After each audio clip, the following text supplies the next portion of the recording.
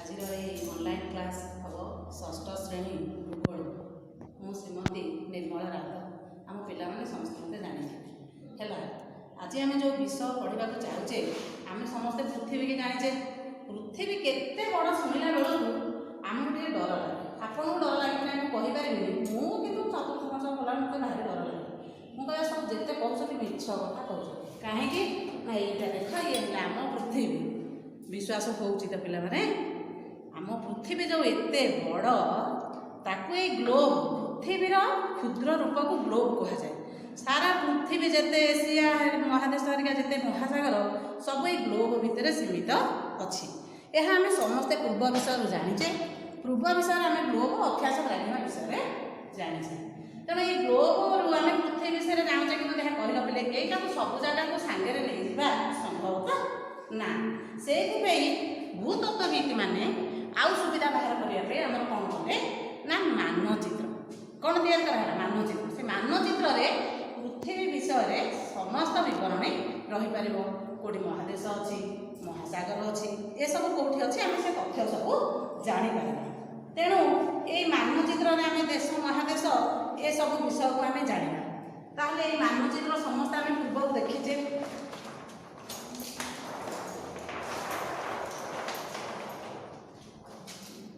ଏଇଟା କି ମାନଚିତ୍ର ଆମେ ସମସ୍ତେ ଜାଣିଛେ ତ? ଇଏ ହେଲା ଆମର ଭାରତର ପ୍ରାକୃତିକ ମାନଚିତ୍ର। ବୁଝିହେଲା? ସେମିତି ଭାରତର ଅଛି, ପୃଥିବୀର ଅଛି, ଭାରତର ପ୍ରାକୃତିକ ରାଜନୈତିକ ମାନଚିତ୍ର ଆମେ ସମସ୍ତେ ଜାଣିଛେ। ତାହେଲେ ଏଇ ଯେଉଁ ମାନଚିତ୍ରକୁ କେବଳ ଗୋଟେ ଜାଗାରୁ ଆଉ ଗୋଟେ ଜାଗାକୁ ନେବା ଆଣିବା ସୁବିଧା ହେବ ବୋଲି ମାନଚିତ୍ର କରିଦିଆଗଲା। ତା ଭିତରେ ତାକୁ ନା ମାନଚିତ୍ର କାହିଁକି କୁହାଗଲା? ଦେଖିଆ କହିଲ ପିଲେ, ଆମ ଏଇ ଢେଙ୍କାନାଳ ଠାରୁ ଭୁବନେଶ୍ୱରର ଦୂରତା କେତେ? ପାଖାପାଖି 80 କିଲୋମିଟର ହେବ। ତାହେଲେ ଆମେ ସାଙ୍ଗେ ସାଙ୍ଗେ ମାନଚିତ୍ରରେ ଦେଖିଦେଉଛେ ବା ଏଇଠୁ ଏତିକି ବାଟ ହେଉଛି କମ୍। କ'ଣ ସେଇଟା ହେଇଗଲା କି? କାହିଁକି ନା ମାନଚିତ୍ରରେ ଗୋଟେ ନିର୍ଦ୍ଦିଷ୍ଟ ମାନ ବ୍ୟବହାର କରାଯାଏ। ଧରନ୍ତୁ ଏଇଠୁ ଆମର ଏଇଟା ହେଲା ଢେଙ୍କାନାଳ, ଏଇଟା ଭୁବନେଶ୍ୱର, 80 କିଲୋମିଟର ହେବାକୁ ହେଲେ ଆମେ ଧର ତାକୁ 4ଟା ବିନ୍ଦୁ କରିଦେବୁ। ତେଣୁ ଏଇ ଗୋଟେ ବିନ୍ଦୁ ମନେ କରାଯିବ 20 କିଲୋମିଟର। ଏ ସବୁ ମନେ କର, ମାନଚିତ୍ର ସବୁ ମନେ କର, କେବଳ ଆମର କଳ୍ପନା ମାତ୍ର। ଏହାକୁ ଭୂତତ୍ତ୍ୱବିତ୍ ମାନେ ମାନ ଦ୍ୱାରା ବ୍ୟବହାର କରାଯାଏ ବୋଲି ମାନଚିତ୍ରରେ ତାକୁ କ'ଣ କୁହାଯାଏ? ମାନଚିତ୍ର।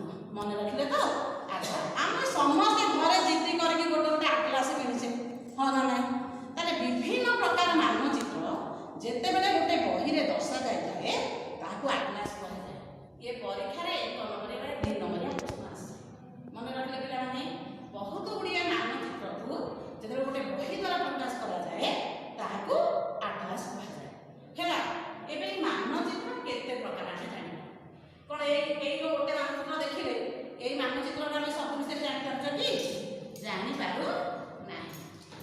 ତେଣୁ ପ୍ରାକୃତିକ ମାନଚିତ୍ର ଅଛି, ରାଜନୈତିକ ମାନଚିତ୍ର ଅଛି, ପ୍ରାସଙ୍ଗିକ ମାନଚିତ୍ର ଅଛି। 3ଟା କଥା ମନେ ରଖିଲେ। ତାହେଲେ ପ୍ରାକୃତିକ ମାନଚିତ୍ରରେ କ'ଣ ଜାଣିବା? ନା କେଉଁଠି ସମୁଦ୍ର ଅଛି, କେଉଁଠି ପାହାଡ଼ ଅଛି, ଏସବୁ ବିଷୟରେ ଆମେ ଜାଣିବା ପ୍ରାକୃତିକ ମାନଚିତ୍ର। ପାହାଡ଼, ପର୍ବତ, ମାଳଭୂମି, ସମତଳ ଭୂମି ଏସବୁ କେଉଁଠି ଅଛି। ଆଉ ରାଜନୈତିକ ମାନଚିତ୍ରରେ ଆମେ ଦେଶ ବିଷୟରେ ଜାଣିବା। କେଉଁଠି ଦେଶ, ଆମ ଓଡ଼ିଶାର ସୀମା କେଉଁଠି, ଏସବୁ ଜିନିଷ ଆମେ ଜାଣିବା। ଆଉ ପିଲାମାନେ ତଥ୍ୟଭିତ୍ତିକ ପ୍ରାସଙ୍ଗିକ ମାନଚିତ୍ର କ'ଣ? ନା ଆପଣମାନେ ଦେଖିଥିବେ ବିଭିନ୍ନ ପ୍ରକାର ଦର୍ଶାଯାଏ ଯେ ଏଇଟା ହେଉଛି କେବଳ ସଡ଼କ ପଥର ମାନଚିତ୍ର, ଆଉ ଗୋଟେ ଥିବ କେବଳ ଯେଉଁ ଆମର ଆକାଶ ପଥର ମାନଚିତ୍ର। ତେଣୁ ଯେତେବେଳେ ମାନଚିତ୍ରଟାକୁ ଗୋଟେ ଭାଗରେ ବିଭକ୍ତ କରିଦିଆଯାଏ ତାକୁ କୁହାଯିବ ତଥ୍ୟଭିତ୍ତିକ ମାନଚିତ୍ର। କୌଣସି ଶିଳ୍ପ ଦର୍ଶାଇବା ବା ସଡ଼କ ମାନଚିତ୍ର, ଯାହା ମୁଁ କହିସାରିଲି, ବା ନିର୍ଦ୍ଦିଷ୍ଟ ଗୋଟେ ଏରିଆର ଅରଣ୍ୟ ମାନଚିତ୍ର। ତେଣୁ এই ପ୍ରତ୍ୟେକ ମାନଚିତ୍ରରେ 3ଟି ମୌଳିକ ବୈଶିଷ୍ଟ୍ୟ ଥାଏ। କ'ଣ? ଦୂରତା, ଦିଗ ଆଉ ସଂକେତ। ବୁଝିହେଲା? କ'ଣ 3ଟି ମୌଳିକ ବୈଶିଷ୍ଟ୍ୟ?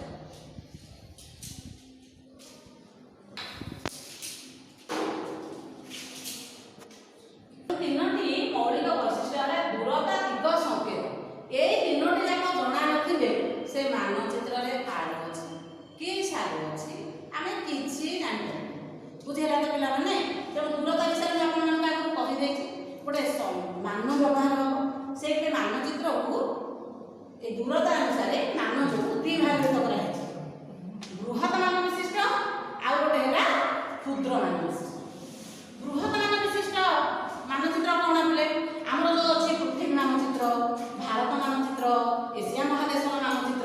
ସିଏ ସବୁ ହେଲା ଆମର କ୍ଷୁଦ୍ର ମାନ ବିଶିଷ୍ଟ ମାନଚିତ୍ର। ଭାବିବନି ଆମେ ଜାଣିଲେ ଏସିଆ ହେରିକା ସବୁ ବଡ଼ ବଡ଼ ବୃହତ, ସେଥିରେ ଛୋଟ ଛୋଟ ମାନ ନଦେଲେ ଏଡ଼େ ବଡ଼ ଭାରତରେ ଆମେ ଛୋଟ ମାନ ନଦେଲେ ସେଠି ଦର୍ଶାଇ ପାରିବାନି। କିନ୍ତୁ ଆମର ଦେଖିବ ଆଟଲାସ ବହିରେ ଢେଙ୍କାନାଳ ମାନଚିତ୍ର ବି ଅଛି, କଟକ ସହର ମାନଚିତ୍ର ଅଛି, ବୁଝିହେଲା ତ। ସେଇ ମାନଚିତ୍ରରେ ବଡ଼ ବଡ଼ ଜାଗା ଦେଖାଯିବ, ସେଇଠି ବୃହତ ମାନ ବିଶିଷ୍ଟ ମାନଚିତ୍ର ତାକୁ କୁହାଯାଏ। କିଛି ଧାରଣା ହେଲା ନା ହେଲାନି, ଯେତେବେଳେ ଗୋଟେ ଛୋଟ ଛୋଟ ସହରର ମାନଚିତ୍ରକୁ ଦର୍ଶାଇବା ସେଇଠି ବୃହତ ମାନ କ'ଣ ମାନେ ଏତିକି ଏରିଆକୁ ଆମେ 20 କିଲୋମିଟର ନେବା, 2 କିଲୋମିଟର ଦୂରତା ଭିତରେ, ଇଏ ହେଲା ବୃହତ ମାନ। କିନ୍ତୁ ଇଏ ହେଲା ବୃହତ ମାନ, କିନ୍ତୁ ଯେତେବେଳେ କ୍ଷୁଦ୍ର ମାନ ବିଶିଷ୍ଟ ହେବ ଏଇଟାକୁ 200 କିଲୋମିଟର ନେବାକୁ ପଡ଼ିବ। ବୁଝିପାରିଲେ ନା ବୁଝିପାରିଲେନି? ଇଏ ହେଲା ଆମର କ୍ଷୁଦ୍ର ମାନ, ଇଏ ହେଲା ବୃହତ ମାନ ବିଶିଷ୍ଟ। ସେ ଏକା ଦୂରତାକୁ ଆମେ ଜାଣିଛେ। ତେଣୁ ପ୍ରଥମେ ଏହି ମାନଚିତ୍ରରେ ଆମେ ମୁଖ୍ୟତଃ ଦିଗ ବିଷୟରେ ଜାଣିଛେ ହେଲା। ପ୍ରଥମେ ସିନା ଆମେ ଦିଗ ଚିହ୍ନିଥିଲେ, ତାପରେ ମାନଚିତ୍ରରେ ଦିଗ ଚିହ୍ନିବା, ବୁଝିଲା। ତାହେଲେ ଆମେ ସାଧାରଣତଃ କେମିତି ଦିଗ ଚିହ୍ନିବା ଦେଖିବା କହିଲ? ଆମେ ଯୁଆଡ଼େ ବି ଯିବା, ଆମେ ପାଠ ପଢ଼ିଛେ ସୂର୍ଯ୍ୟ ଯୋଉ ଦିଗରେ ଥିବେ ସିଏ ହେବ ପୂର୍ବ ଦିଗ, ବୁଝିହେଲା ତ। ତେଣୁ ଯଦି ମୁଁ ଗୋଟେ ଜାଗାରେ ଯାଇ ସୂର୍ଯ୍ୟ ଆଡ଼େ ମୁହଁ କରି ଏବେ ଠିଆ ହେବି, ସୂର୍ଯ୍ୟ ଆଡ଼େ ମୁହଁ କଲି ପୂର୍ବ ଦିଗ, ମୋ ପଛପଟଟା ହେବ ପଶ୍ଚିମ ଦିଗ, ମୋ ବାମ ହାତ ହେବ ଉତ୍ତର ଦିଗ, ଡାହାଣ ହାତ ହେବ ଦକ୍ଷିଣ ଦିଗ। ପିଲାମାନେ ମନେ ରଖିବେ ସାଧାରଣ ଦିଗ, କିନ୍ତୁ ଏଇଟା ଆମର ମାନଚିତ୍ର ବେଳେ କାମ କରିବ ନାହିଁ। ପ୍ରତ୍ୟେକ ମାନଚିତ୍ରରେ ଗୋଟେ ଦିଗ ରେଖା ଅଛି।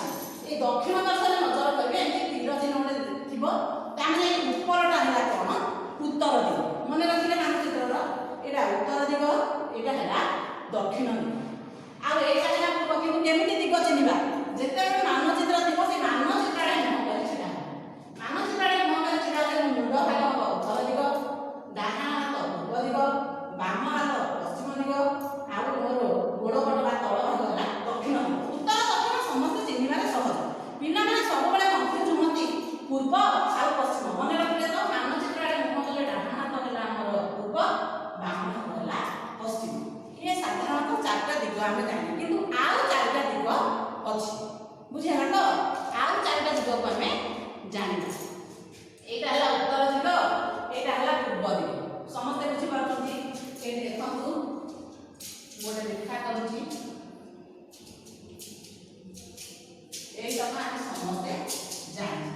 ମାନଚିତ୍ରକୁ ଲକ୍ଷ୍ୟ କରନ୍ତୁ, ଏଇଟା ହେଲା ଉତ୍ତର, ଏଇଟା ହେଲା ପୂର୍ବ, ତାର ଏକ ମଝି ଦିଗଟାକୁ, ଏଇ ଦିଗଟାକୁ ଐଶାନ୍ୟ ଦିଗ କହନ୍ତି।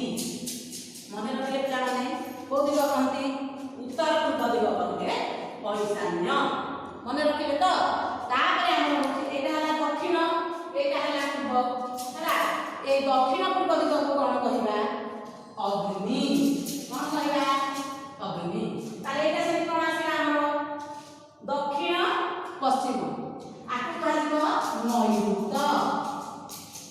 ଆଉ ଗୋଟେ ରହିଲା ଦକ୍ଷିଣ ପଶ୍ଚିମ, ଆକୁ କୁହାଯାଏ ବାୟୁ। କୋଉ କ'ଣ କୁହାଯାଏ ମନେ ରଖିଲେ ତ ଆପଣମାନେ? ଆମର ହେଲା ନୈಋତ, ଆଉ ଗୋଟେ ହେଲା ଉତ୍ତର ପଶ୍ଚିମ ହେଲା ବାୟୁ। ଏମିତି ଦିଗ ରହିଥାଏ ଆମର ମଧ୍ୟ ଅଛି।